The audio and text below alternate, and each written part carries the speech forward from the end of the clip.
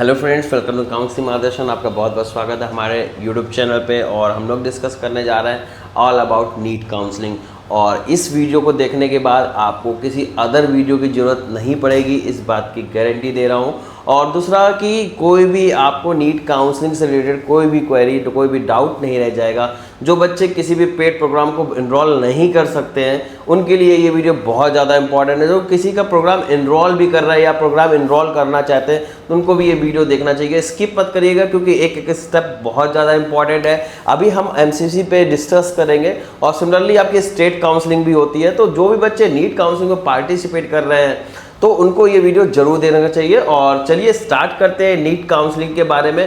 क्या प्रोसीजर होता है, किस तरह रजिस्ट्रेशन और रजिस्ट्रेशन फीस क्या है, कितने परसेंट 85% कोटा आपका जो स्टेट वालों का है, 15% एमसीसी का है, और अदर काउंसलिंग में किस तरह पार्टिसिपेट करना होता है, कौन कौन से कोटे होते हैं, कौन कौन से रिजर्वेशन होते हैं, किस तरीके से एडवांटेज लेना है, क्या सही तरीका है सिक्योरिटी को जब्त होने से बचाने के लिए, क्या क्या राइट स्टेप्स होती है, स्टेप बाय स्टेप काउंसलिंग कैसे करना चाहिए, रिजाइनेशन किस तरीके से देना चाहिए और कब देना चाहिए, अपग्रेडेशन के क्या रूल है, फीस कैसे पड़ेगी, नोडल सेंटर पे जाना पड़ेगा कि अलॉटेड सेंटर पे जाना पड़ेगा। जितने भी बच्चों के मन में ये डाउट रहते हैं वो सारे डाउट खत्म होने वाले हैं। फिलहाल हो सकता है अभी ये काउंसलिंग आपको ये डाउट नहीं आ रहा हो, रीज़न आपको काउंसलिंग का बिल्कुल जानकारी नहीं है। फिलहाल जैसे जैसे काउंसलिंग आगे बढ़ेगी या काउंसलिंग स्टार्ट होगी तो आपके मन में ये जाहिर सी बात है ये डाउट ज़रूर आएंगे। तो इस डाउट को पहले से क्लियर रखिए। अगर हमसे काउंसलिंग करा रहे हैं तो आपको किसी बारे में नहीं सोचना। हम प्रॉपर सर्विसेज देते हैं स्टार्टिंग से कि लास्ट तक, जब तक बच्चों को कॉलेज अलॉट नहीं हो जाता जब तक हम आपके साथ लगे रहेंगे। प्रॉपर चॉइस फिलिंग से लेकर रजिस्ट्रेशन, क्योंकि एमसीसी चाहे हो या स्टेट का हो, इवन अगर हम नीट की बात करें तो रजिस्ट्रेशन बहुत ज़्यादा इंपॉर्टेंट प्रक्रिया है। छोटी सी मिस्टेक आपको काउंसलिंग से डिबार्ट कर सकती है। आपका अगर काउंसलिंग में कोई प्रॉब्लम करी है तो सिक्योरिटी 2 लाख की अगर प्राइवेट के लिए जमा कर रहे हो तो उसका नुकसान हो सकता है। तो ये सारी चीज़ें बहुत इंपॉर्टेंट है। तो चलिए स्टार्ट करते हैं वन बाय वन किस तरीके से काउंसलिंग करनी है। तो आपको सबसे पहले यहाँ पर दिख रहा होगा वेलकम। तो welcome to counselling Margdarshan NEET. All about NEET counselling topic है कि हम नीट के बारे में डिस्कस करेंगे, जहाँ पर यह यहाँ पर बता रखा है। तो डिस्कस विद कॉलेज इंस्टीट्यूशन। तो सबसे पहले देखते हैं नीट काउंसलिंग में कौन कौन सी बॉडीज़ आती है। सबसे पहले अगर हम बात करते हैं एमसीसी की, तो एमसीसी में आपका जो होगा एमसीसी की एमबीबीएस और बीडीएस के लिए काउंसलिंग होती है। इसमें आपकी 15% कोटा आपका नर्सिंग का भी होता है। तो अगर आप एमबीबीएस, बीडीएस और नर्सिंग की काउंसलिंग करना चाहते हैं जिसमें ऑल इंडिया, जिसे आईक्यू नाम से भी जाना जाता है, 15% कोटा आपका होता है ऑल इंडिया से। तो जितने भी कॉलेज हैं गवर्नमेंट, अदर स्टेट के भी जितने गवर्नमेंट कॉलेज हैं तो वो पार्टिसिपेट करते हैं 15% के कोटा पे। 85% वो अपने स्टेट वालों से पार्टिसिपेशन करते हैं।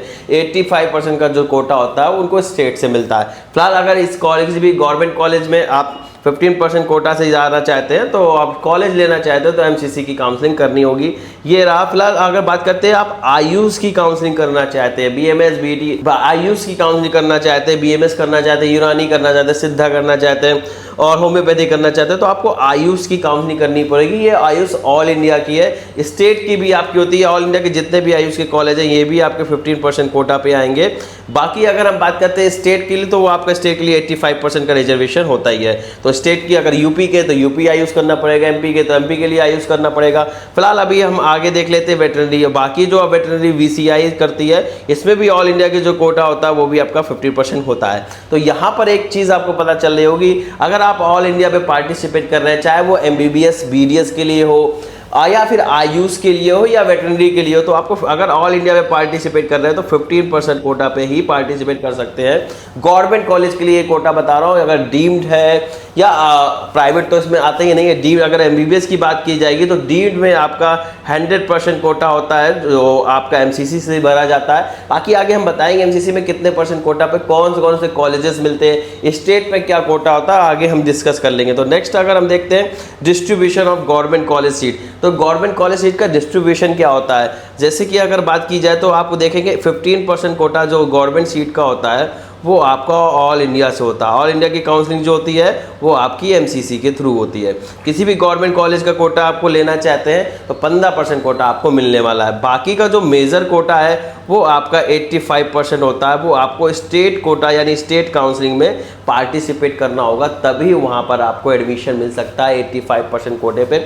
और आप यकीन मानिए कि स्टेट कोटा की अगर यूपी में या अदर स्टेट में बहुत ज़्यादा डिफरेंस नहीं होता, बट दिल्ली में जो बच्चे ने 10th और 12th किया हुआ है उनको स्टेट कोटा में बहुत ज़्यादा एडवांटेज होता है। जो भी हम बात करें जैसे कि आपका मौलाना आज़ाद हो गया, वर्धमान हो गया, यूसीएफ एमएस हो गया, इसमें आपका अटल बिहारी वाजपेयी होगा, ये आईपीयू का, यूसीएमएस आपका डीयू का है, वर्धमान आपका आईपीयू का है, और आपका जो मौलाना आज़ाद है ये डीयू का कैंपस। लेकिन ये जो चारों कॉलेज, एक कॉलेज और है आपका एलएचएमसी लेडी हार्डिंग, ये 5 कॉलेज है आपके स्टेट के हैं। इसके बावजूद आपको स्टेट अगर इनका 85% का कोटा लेना है तो आपको 85% कोटा आपको स्टेट काउंसलिंग तो कराते नहीं है, इसका 85% कोटा के लिए आपको एमसीसी की ही काउंसलिंग करनी होगी।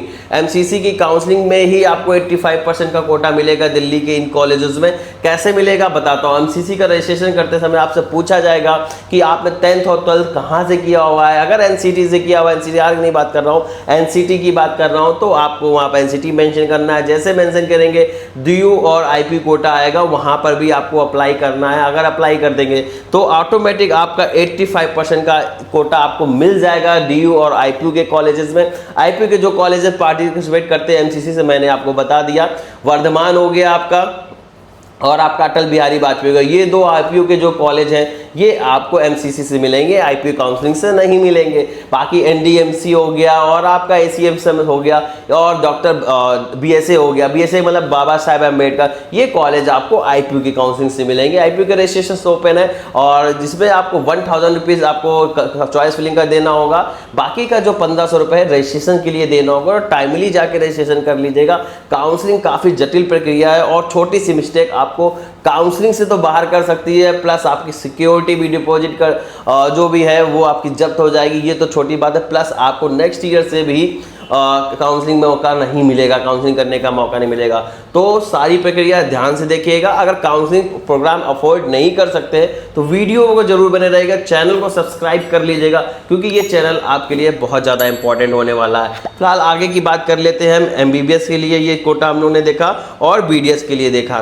फिलहाल आगे हम देख लेते हैं फॉर एमबीबीएस एंड बीडीएस के लिए एमसीसी में और कौन कौन से कोटा होते हैं, स्टेट काउंसलिंग में कौन सा कोटा होता है, इस पर थोड़ा सा नज़र देख लेते हैं। क्योंकि मेरा मकसद ये है कि अगर आप ये वीडियो देख रहे हैं तो आपको काउंसलिंग सेल्फ करनी आनी चाहिए, कोई आपको बेवकूफ़ ना बना पाए। या आप खुद से काउंसलिंग कर रहे हैं तो बेहतर है, आपको नॉलेज होनी चाहिए काउंसलिंग कर रहे हैं या नहीं कर रहे हैं। कुछ बच्चे बहुत ज़्यादा गरीब हैं जो कोई प्रोग्राम अभी है, जो कोई प्रोग्राम बाई नहीं कर सकते हैं। तो ये वीडियो ऐसे बच्चों के लिए है और बिल्कुल प्रॉपर देखिए। चैनल को जरूर सब्सक्राइब कर लीजिएगा। डिस्क्रिप्शन पे व्हाट्सएप का लिंक मिल जाएगा, व्हाट्सएप ग्रुप का, जहाँ पर हर एक रजिस्ट्रेशन की इंपॉर्टेंट डेट मेंशन रहती है। कोई भी इंपॉर्टेंट रजिस्ट्रेशन ओपन हो रहा है या काउंसलिंग से रिलेटेड कोई भी जानकारी है इंपॉर्टेंट है वो आपको उस ग्रुप में मिल जाएगी। तो ग्रुप को जाके ज्वाइन कर लीजिएगा।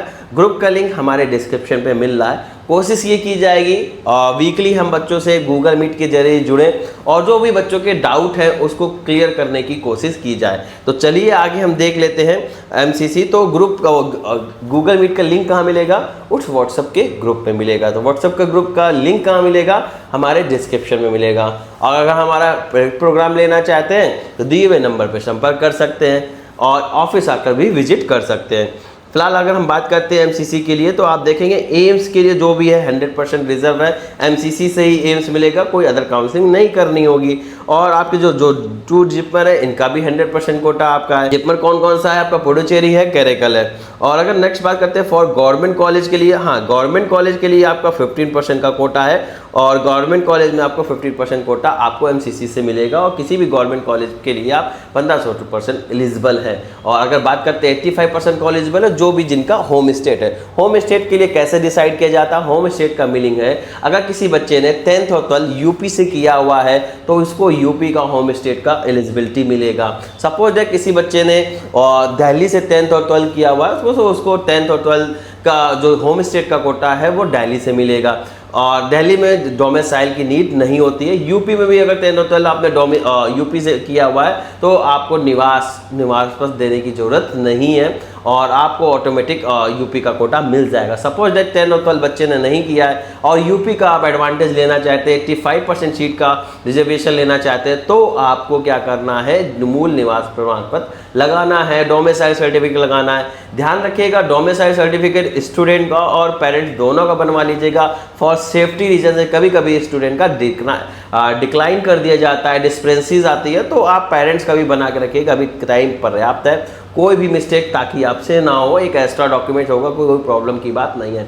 जैसे अगर हम बात करते हैं पंजाब के, तो पंजाब में देखेंगे जैसे यूपी में 10 12 सपोज कहीं बाहर से किया है, तो अगर दिल्ली से किया है तो वो दिल्ली का तो कोटा लेगा और यूपी का डोमिसाइल है तो यूपी का लेगा। लेकिन अगर वो कोई बच्चा ऐसा है पंजाब का है जिसने पंजाब का रहने वाला है और 10th और 12th कहीं और से किया, दिल्ली से किया, तो 10th और 12th दिल्ली का भी एडवांटेज ले सकता है, पंजाब का। बट ऐसा नहीं, पंजाब बॉन्ड साइन कराता है, एक एफिडेविट देता है कि अगर आप कहीं इसके अलावा किसी अदर स्टेट का होम स्टेट कोटा नहीं ले रहे हैं, अगर ऐसा करते हैं तो आप पंजाब की काउंसलिंग से बाहर हो जाएंगे। तो ये काउंसलिंग एक जटिल प्रक्रिया, एक इंपॉर्टेंट पार्ट है, सारे तरीके पता होना चाहिए, हर एक नॉर्म्स पता होना चाहिए, कोई एफिडेविट लग रहा तो उसका रीज़न पता होना चाहिए, क्यों लग रहा उसको पढ़ना चाहिए। अगर हमसे काउंसलिंग करा रहे हैं तो इन सब चीज़ों से आप दूर रहेंगे, कोई भी प्रॉब्लम आपको नहीं होने वाली है, हम सारा प्रोसेस खुद करके देते हैं बच्चों का। फिलहाल अगर हम बात करते हैं सेंट्रल यूनिवर्सिटीज़, और सेंट्रल यूनिवर्सिटीज़ जितनी भी हैं वो आपका 100% रिजर्व है। जैसे आपका BHU हो गया, अलीगढ़ मुस्लिम यूनिवर्सिटी हो गया, तो ये आपके सेंट्रल यूनिवर्सिटीज़ आती है, इसमें भी आपका 100% कोटा आपका MCC के लिए रिजर्व है। नेक्स्ट हम बात करते हैं डीम्ड, जितने भी डीम्ड यूनिवर्सिटीज़ हैं वो आपकी 100% रिजर्व है। और हम बात करें लगभग 57 आपकी डीम्ड यूनिवर्सिटी है। और फॉर AFMC की बात की जाए, AFC पुणे की, तो 100% आपकी MCC से रिजर्व है। बट इसकी काउंसलिंग थोड़ी सी अलग होती है। अलग का मीनिंग है आप जैसे अप्लाई करेंगे MCC में और FMC के लिए डालेंगे तो आपकी अलग मेरिट बनेगी। अलग मेरिट बनने वाले बच्चों को बुलाया जाएगा, टेस्ट होंगे, फिजिकल टेस्ट भी होगा, उसके बाद वो प्रक्रिया होगी। अगर आप FMC पे अलग सेपरेट वीडियो चाहते हैं तो मैसेज करिएगा, कमेंट करिएगा, हम उस पर डिटेल वीडियो बना देंगे। फिलहाल अभी हम बात करते हैं कोटा की, तो एसिक कोटा भी आपके लिए होता है जो कि आपको MCC के थ्रू ही मिलता है। डिफॉर ड्यू कोटा, और ड्यू कोटा भी आपको MCC से ही मिलेगा। ड्यू कोटा में एक स्पेशलिटीज एक अलग तरीके की है। अगर आपको ड्यू के तो MCC पे ड्यू का कोई कॉलेज मिलता है तो आपको ड्यू की वेबसाइट पे जाना है, फैकल्टी ऑफ मेडिसिन पे जाना है और वहाँ पर अप्लाई करना है कि आपको कॉलेज मिल गया, रजिस्ट्रेशन करना है। अगर आप ऐसा नहीं करते और MCC से जो कॉलेज अलॉट हुआ है ड्यू का वो कैंसिल मान लिया जाएगा। तो इस बात का भी ध्यान रखना है, कहीं कोई ऐसी गलती ना कर दे कि आपका मिला हुआ कॉलेज आपके हाथ से चला जाए। तो ऐसी गलती नहीं चाहते हैं, बिल्कुल सेफ जोन में रहना चाहते हैं, आप प्रॉपर कांटेक्ट करिए और हमारा पेड प्रोग्राम एनरोल करिए, आपको कॉलेज तक पहुंचाने की जिम्मेदारी हमारी। तो नेक्स्ट अगर हम बात कर लेते हैं, आज यहाँ पर जैसे लिखा है 2 IPU कॉलेज जो मैंने आपको बताया था MCC से पार्टिसिपेट करते हैं। IPU के कौन सा, वर्धमान था आपका और अटल बिहारी वाजपेयी था। और नेक्स्ट बात करते हैं CW कोटा, जो CW कोटा है वो भी आपका डिफेंस वालों के लिए है, MCC के थ्रू ही मिलता है। नेक्स्ट अगर हम देख लेते हैं स्टेट कोटा में, स्टेट कोटा में जो स्टेट की जो गवर्नमेंट सीट्स हैं 85% सीट्स आपकी रिजर्व रहती हैं स्टेट वालों के लिए।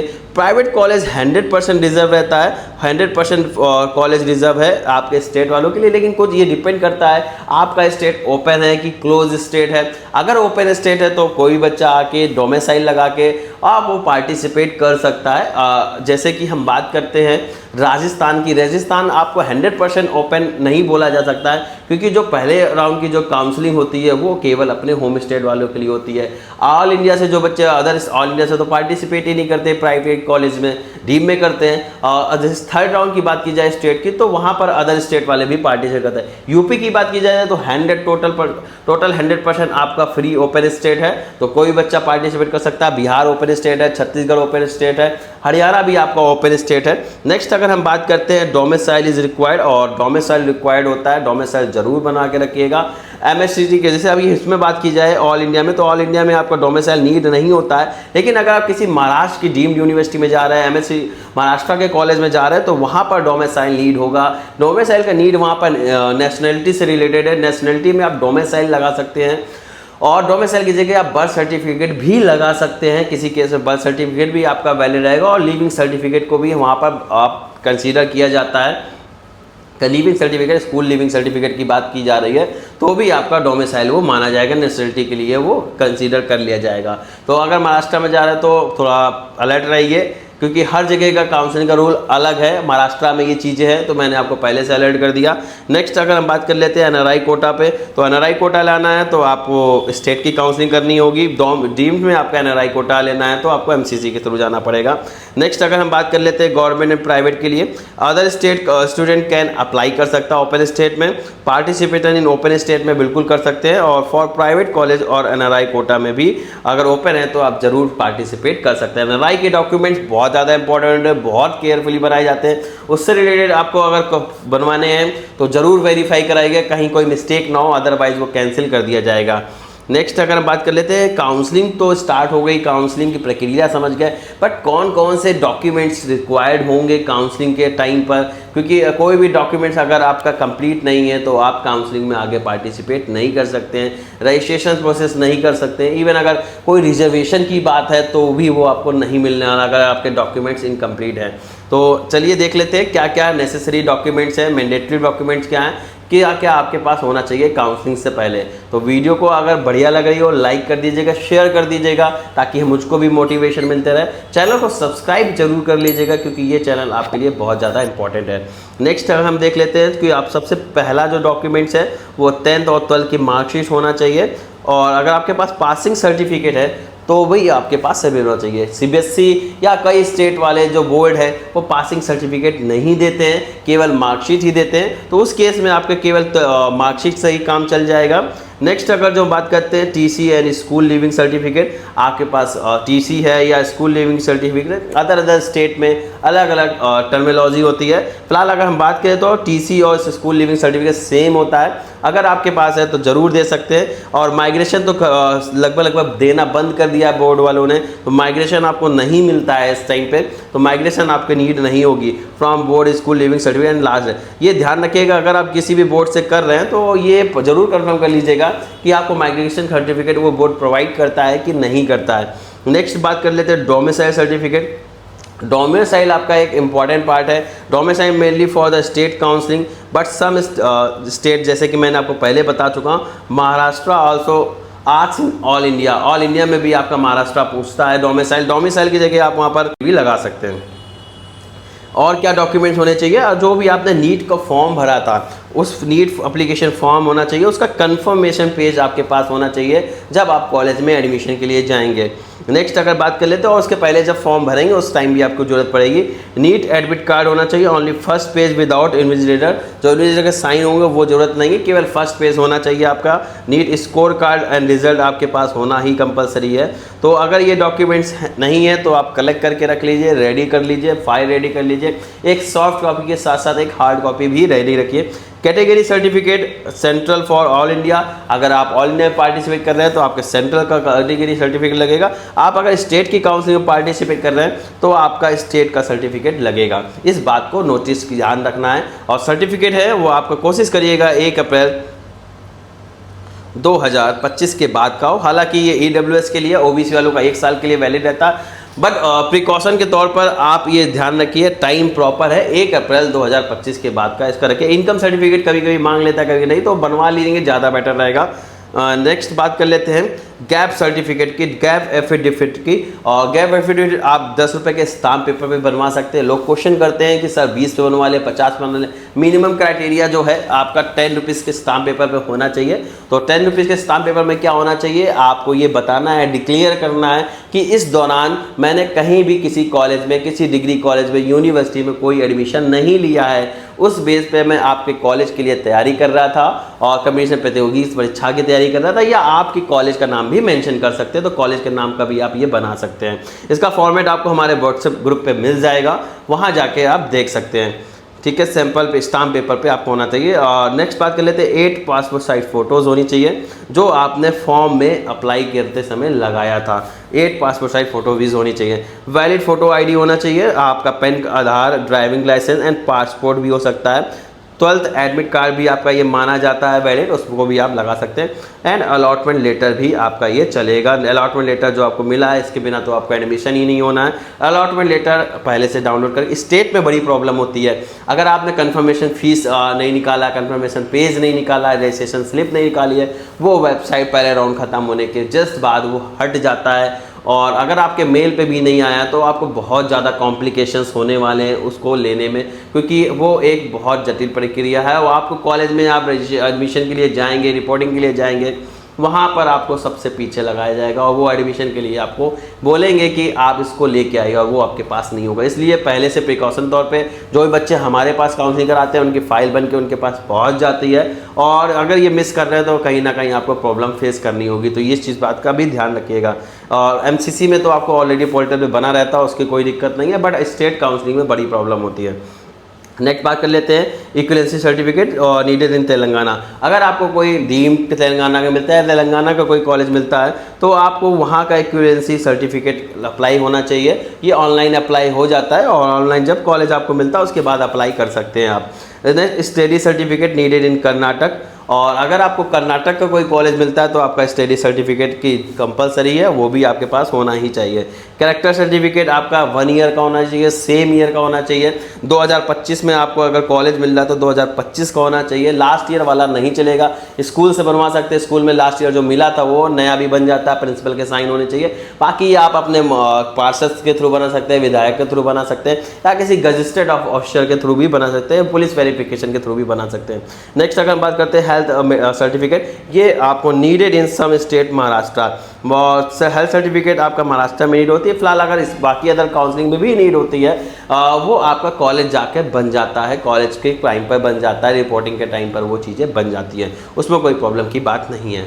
नेक्स्ट अगर हम बात कर लेते हैं अब पैटर्न किस तरह होता है। ऑल इंडिया की भी काउंसलिंग चल रही है और इधर स्टेट काउंसलिंग भी चल रही है, और आप कॉलेज ड्रॉप नहीं कर सकते हैं। तो स्टे में तो पहला तो बिल्कुल फ्री दे रखा है, फ्री एग्जिट दे रखा है, लेकिन कहीं कहीं सेकंड में फ्री एग्जिट नहीं दे रखा है, आप नहीं छोड़ सकते हैं। लेकिन आप जो राउंड 3 होता है तो वहाँ तो कॉलेज छोड़ ही नहीं सकते हैं। तो अगर इन सब केस में किस तरीके से हम अपनी सिक्योरिटी को बचा सकते हैं, प्लस सही काउंसलिंग प्रोसेस को फॉलो कर सकते हैं, तो ये बहुत ज़्यादा अच्छी इंपॉर्टेंट स्टेप होगी। तो pattern of all India and state counselling को आपको समझना होगा। सबसे पहले क्या होगा, आपका ऑल इंडिया का राउंड 1 होगा, नोटिस जारी होगा ऑल इंडिया के लिए MCC की तरफ से। उसके कुछ टाइम बाद आपका स्टेट का भी नोटिस जारी होगा। जैसे आपके फर्स्ट राउंड की चॉइस फिलिंग चल रही होगी, मिड में पहुंचेगी, इसका नोटिस हो जाएगा, और मिड काउंसलिंग पहुंचेगी राउंड 1 की, उसी टाइम आपकी इसकी चॉइस फिलिंग ओपन हो जाएगी, इसके रजिस्ट्रेशन ओपन हो जाएंगे। और ये प्रोसेस आपका ऑलमोस्ट लास्ट डेट जब होगी आपकी एडमिशन लेने की, कॉलेज में रिपोर्ट करने की, इसका जो पहला राउंड है वो भी कंप्लीट हो जाएगा और इसका रिजल्ट डिक्लेयर कर जाएगा इसके लास्ट राउंड के बाद। इसका लास्ट राउंड कंप्लीट हो जाएगा ऑल इंडिया का, देन स्टेट का रिजल्ट आएगा, ताकि कोलैप्स ना करें।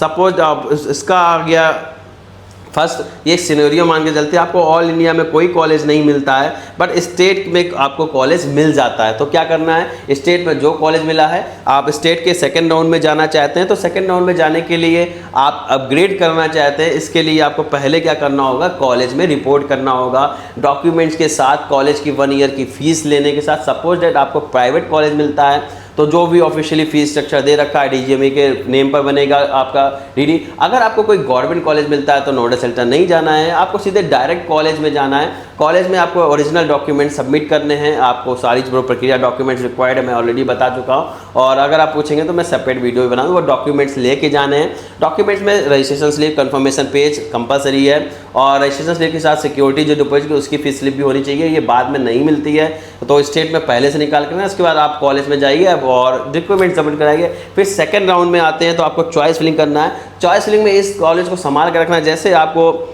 झांसी रानी लक्ष्मीबाई मिल गया कॉलेज, तो जब आप चॉइस फिलिंग सेकंड राउंड की करेंगे तो उस कॉलेज से हायर प्रेफरेंस को रखना है, उस कॉलेज को भी आपको नहीं रखना है, एक्सक्लूड करना है। अगर दोबारा वो कॉलेज मिलता है तो सेम प्रोसेस आपको अपनाना पड़ेगा। इन चीज़ों को बचने के लिए आपको क्या करना है, वो कॉलेज को हटा देना, उससे बेहतर की जो चॉइस है KGMC हो गया, गणेश शंकर हो गया, RML हो गया और इन SN हो गया, तो ये कॉलेज को रखिए। इसके ऊपर के कॉलेज रखिए, झांसी के नीचे के कॉलेज मत रखिए। इवन झांसी को भी नहीं रखना। अगर वो मिल गया झांसी तो वापस से प्रक्रिया करनी पड़ेगी, अगर नहीं करते हैं तो आपको काउंसलिंग से बाहर मान लिया जाएगा।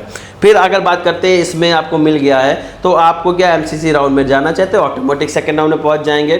सेकंड में मिल गया है फर्स्ट में तो आप इसका फ्री एग्जिट कर सकते हैं, और फर्स्ट में एमसीसी में भी फ्री एग्जिट कर सकते हैं, स्टेट में भी कर सकते हैं। सपोज सेकंड में मिल गया है आपको एमसीसी में और इसमें भी सेकंड में मिल गया है, तो एक को आपको क्या करना पड़ेगा, कॉलेज में रिपोर्ट करना है। जो भी बेटर कॉलेज आपको लेना है उस पर रिपोर्ट करिए, और जो नहीं लेना उस पर भी रिपोर्ट करना है। एमसीसी पे आपको सपोज डेट मिल गया, कोई जीएमसी मिल गया है, तो जीएमसी में जाके आपको रिपोर्ट करना है और वहाँ पर त्यागपत्र देना है, और त्यागपत्र देना है तभी आप आगे इसमें जाएंगे, अदरवाइज आपकी सिक्योरिटी एमसीसी की डिपॉजिट हो जाएगी, वो जब्त कर ली जाएगी। तो इस बात का भी ध्यान रखना, त्यागपत्र दीजिए, रिजाइनेशन दीजिए, देन इसमें आइए। उसके बाद आप राउंड 3 में पहुंच जाएंगे, और राउंड 3 में आपको कॉलेज छोड़ने की परमिशन नहीं है, कॉलेज परमिशन नहीं देता आपको छोड़ने की, कॉलेज लेना होगा। स्टे में भी आपको कॉलेज लेना होगा। अगर इसमें छोड़ते हैं सिक्योरिटी जाएगी, अगर स्टे वैकेंसी राउंड में छोड़ते हैं तो आपको कॉलेज के साथ साथ इस सिक्योरिटी तो जाएगी, नेक्स्ट ईयर काउंसलिंग में भी आप नहीं पहुँच पाएंगे। सिमिलरली आगे पीछे आपकी एमसीसी चलेगा पहले,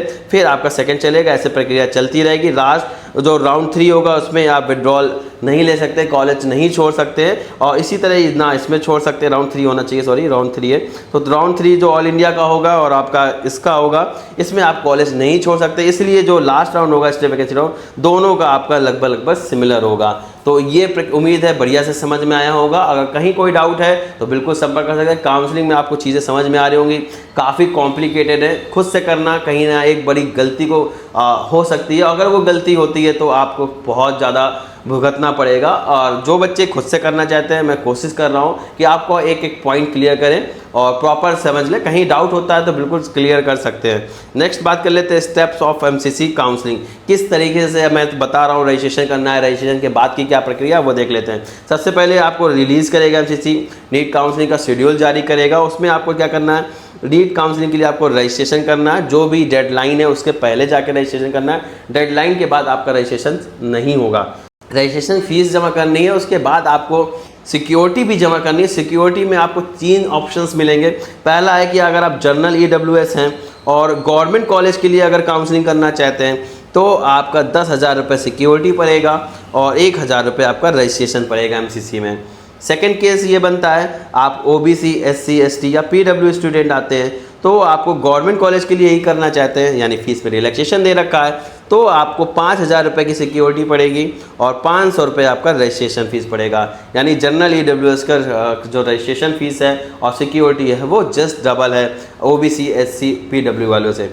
नेक्स्ट अगर हम बात करते हैं, आप ऑल कैटेगरी किसी में भी आते हैं और डीम्ड में यूनिवर्सिटी में पार्टिसिपेट करना चाहते हैं, डीम के साथ आप गवर्नमेंट भी इंक्लूड कर सकते हैं, FMC भी यूज़ कर सकते हैं, कोई भी कॉलेज के लिए कर सकते हैं, लेकिन उसमें आपकी जो सिक्योरिटी हो जाएगी डीम को इंक्लूड करने के बाद 2 लाख हो जाएगी और 5,000 रुपये आपका रजिस्ट्रेशन हो जाएगा। इसमें गवर्नमेंट कॉलेज भी आएंगे, डीम भी आएंगे, ऑल कैटेगरी के कॉलेज आएंगे और BDS भी आप इसमें इंक्लूड कर सकते हैं। तो ये था। इसके बाद आपको ये पे करना है, पे करने के बाद आपके काउंसलिंग के ऑप्शंस ओपन हो जाएंगे। कुछ लास्ट ईयर के जो शेड्यूल्स है उसके अकॉर्डिंग आपको समझाने की कोशिश कर रहे हैं, किस तरीके से आगे रजिस्ट्रेशन डेट आती हैं, कैसे आपको करना है, डेडलाइन के बीच में करना है। मैंने बोला था इस वीडियो में को देखने के बाद आपको किसी दूसरे वीडियो को देखने की जरूरत नहीं पड़ेगी, कंप्लीट काउंसलिंग समझाया हुआ है। तो हो सकता है आपको उम्मीद लग रही होगी मुझे कि यह चीज़ें समझ में आ रही हैं।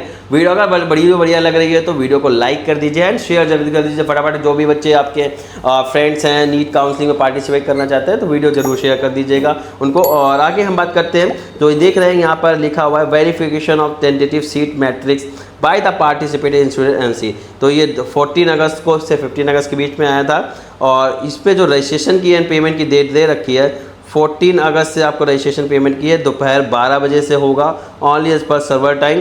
पेमेंट की जो डेडलाइन है, रजिस्ट्रेशन की जो डेडलाइन है 3 बजे दोपहर के 20 अगस्त तक है। तो आप देख रहे हैं 14 अगस्त को स्टार्ट हुआ था, 20 अगस्त 3 बजे ही आपका क्लोज हो गया था। इसमें डेट्स बहुत ज़्यादा इंपॉर्टेंट हैं, तो डेडलाइन का वेट मत करिएगा, बिफोर करिएगा। ये आपकी कहीं ना कहीं प्रॉब्लम्स होती है, हर साल बच्चों का रजिस्ट्रेशन छूटता है। तो अगर जो बच्चे हमारे साथ चल रहे हैं तो उनका बिफोर टाइम होता है और पहले रजिस्ट्रेशन सारी चीज़ें हो जाती हैं। नेक्स्ट अगर हम चॉइस फिलिंग की बात की है तो चॉइस फिलिंग का टाइम जो दे रखा था 6 सितंबर से 10 सितंबर के बीच में आपका इसका रजिस्ट्रेशन चॉइस फिलिंग दे रखा था। एमसीसी में चॉइस लॉक करने की आपको मैंडेटरी नहीं होता, ऑटोमेटिक लॉक हो जाता है, लेकिन स्टेट में जैसे कुछ स्टेट ऐसे हैं, जैसे हम यूपी की बात करें वहाँ ऑटोमेटिक लॉक नहीं होता। अगर आप चॉइस लॉक नहीं कर रहे हैं तो आपका ये माना ही नहीं जाएगा कि आपने चॉइस फिलिंग में पार्टिसिपेट किया, यानी कोई कॉलेज फिल नहीं किया है, आपको कोई भी कॉलेज अलॉट नहीं होगा। और हर बार इसमें जितने भी राउंड्स होते हैं आपको चॉइस फिलिंग करना होता है। रिजल्ट की जो डेट थी 3 अगस्त थी। कॉलेज में रिपोर्टिंग और ज्वाइनिंग का जो डेट था 24 से 29 के बीटवीन था लास्ट ईयर के अकॉर्डिंग। और joint verification candidate data by sharing data MCC जो स्कोर किया है 30 से 31 करके एमसीसी ने डेटा बच्चों को दे दिया था।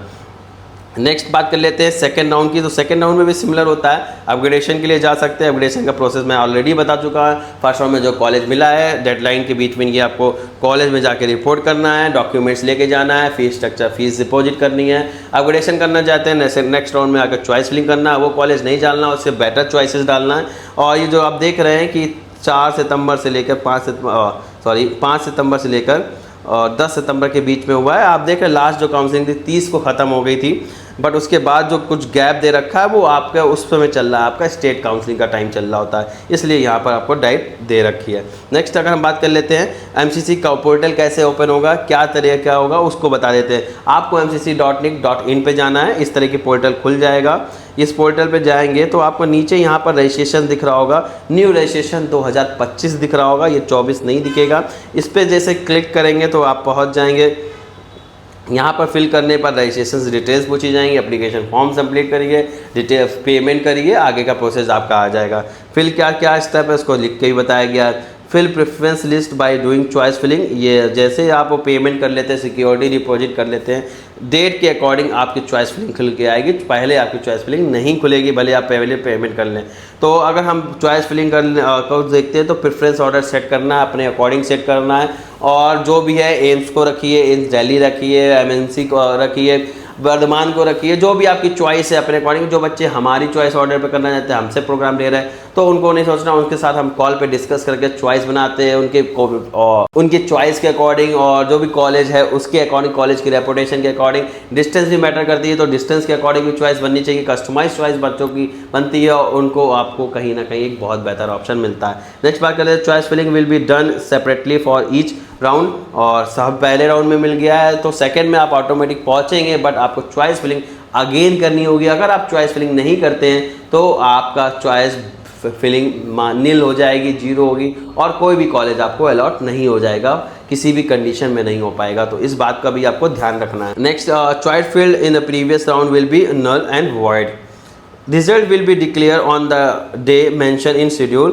First college will be allotted on the student based on the rank, choice, priority given। जो भी ऑर्डर आपने दिया है, तो चॉइस फिलिंग करते समय इस बात का जरूर ध्यान रखिएगा, जो हायर प्रेफरेंस है, सपोज डेट और कोई भी हायर प्रेफरेंस बच्चों की एम्स रैली होता है तो उसको पहले रखना है, और उसके बाद जो सेकंड प्रेफरेंस है उसको रखिए। ऐसा नहीं है कि अगर वो कॉलेज नहीं मिल रहा है तो आप उसको ऊपर रख देंगे तो प्रॉब्लम हो जाएगी ना, जो मिल रहा है उसको ऊपर रख देंगे तो जो नहीं मिल रहा, हो सकता है कट ऑफ लो गया तो वो नीचे आ गया, तो कहीं ना कहीं प्रॉब्लम होगी। तो इस पर नहीं रखना है। सबसे पहले टॉप का कॉलेज रखिए, फिर सेकंड टॉप रखिए, थर्ड टॉप रखिए, भले आपको मिल रहा है या नहीं मिल रहा है। एम्स दिल्ली रखिए, एमएमसी रख दीजिए, या फिर यूसीएमसी रख दिया, इस तरीके के जो केजीएमसी रख दिया, ये टॉप के कॉलेजेस हैं। उसके बाद आपको जो मिल रहा है ऐसे हायर प्रायोरिटी से लोअर प्रायोरिटी की ओर आपको चॉइस फिलिंग करना है। अगर आपने लोअर टू हायर कर दिया तो आपको कभी भी हायर प्रायोरिटी वाले कॉलेज नहीं मिल पाएंगे, लोअर पे वहीं स्टक हो जाएगा, नीचे कर्सर पहुंच ही नहीं पाएगा।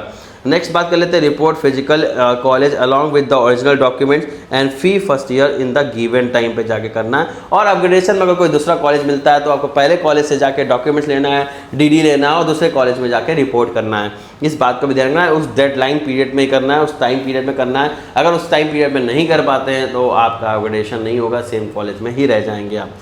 नेक्स्ट बात कर लेते हैं, आपका जैसे पेमेंट कर दिया, चॉइस फिलिंग कैसे ओपन होगा। आप जैसे ये पोर्टल दिख रहा है आपको, तो यहाँ पर आपको चीज दिख रहा होगा कि चॉइस फिलिंग का ऑप्शन आ रहा होगा, चॉइस फिल करेंगे और टोटल अवेलेबल चॉइस जो थी 5715 थी। यहाँ चॉइस फिलिंग पे क्लिक करते ही आपको यहाँ पर दिख जाएगा ये कॉलेजेस, आप फिल करते जाएंगे, एक चीज़ गायब है। चॉइस जैसे फिल करेंगे तो लेफ्ट कॉर्नर पे आपको कॉलेजेस दिखेंगे, राइट पे जो आपको ब्लैंक दिखेगा, जैसे राइट और लेफ्ट वाले पे क्लिक कर देंगे तो राइट वाले पे जो आपकी चॉइस फिल की है वो आ जाएगा। सेकंड फिल कर दिया तो सेकंड कॉलेज आ जाएगा। ऐसे फिल करते जाएंगे तो इस राइट साइड में आपके स्क्रीन पे कॉलेज फिल होते जाएंगे, कॉलेज कुछ, और जब वो फाइनल बनेगी, चॉइस लॉकिंग सारी चीज़ें हो जाएंगी, देन आपको क्या करना है, रिजल्ट आएगा। रिजल्ट आने के बाद आपको choice locking college with rank एक स्कोर कार्ड जारी किया जाएगा, एक मेरिट लिस्ट जारी की जाएगी। मेरिट लिस्ट में आप अपने रैंक के अकॉर्डिंग, आप अपनी रैंक के अकॉर्डिंग चेक कर सकते हैं कि इस रैंक पे कौन कौन से कॉलेज मिल रहे हैं। और जैसे मैं बता रहा हूँ तो ये देख सकते हैं जूम करके, इस रैंक पे सपोज डेट 32,735 पे ओपन सीट जो है एम्स बिलासपुर मिला हुआ है, एमबीबीएस की सीट है, एसटी कैटेगरी का स्टूडेंट है, सीट अलॉट हुई है। तो इस तरीके से आप अपना रिजल्ट भी चेक कर सकते हैं। और वीडियो में कमेंट करके जरूर बताइएगा वीडियो आपको कैसा लगा है, और होपफुली मैंने कोशिश की है कम से कम टाइम में ज़्यादा से ज़्यादा चीज़ें बताएं। और मिलते हैं नेक्स्ट वीडियो में। Thank you, bye bye. Counselling programme join करना चाहते हैं दिए हुए नंबर पर संपर्क कर सकते हैं, डिस्प्ले पर आपको ये नंबर दिख रहे हैं, और ऑफिस आकर भी विजिट किया जा सकता है, जो भी नियरेस्ट है आके कर सकते हैं। और इसी तरह